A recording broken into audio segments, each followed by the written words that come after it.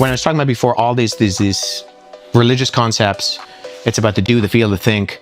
It's also about mercy or justice, right? So I would argue that something like the Eastern philosophies, Hinduism, Buddhism, Jainism, anything that has a reincarnation, that's just, right? You get what you deserve. The good you do in this life, you get in the next life. The bad you do in this life, sort of. There's a difference between reincarnation, Hinduism, and Buddhism. But that aside, it's like just, right?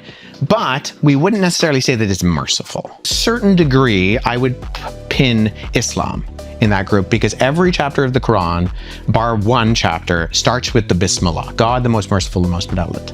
And so in that sense, the God of Islam forgives, but somewhat arbitrarily.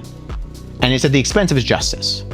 So if God will forgive you, but the wrong you've done hasn't actually been paid for. His law is kind of just winked at.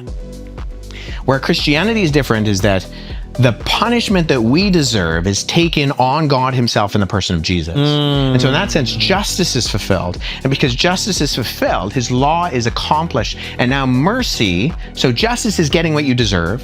Mercy is not getting what you deserve. And grace is getting what you don't deserve. So because you don't get what you do deserve, which is the punishment, mercy happens. Then he adopts you as his child. That's grace. That's getting what you don't deserve. Right? And so when I look at something like comparative religious studies, what I see is all of these systems of the survival of the fittest that I talked about before. Christianity is the fittest stepping down and sacrificing himself for the survival of the weakest.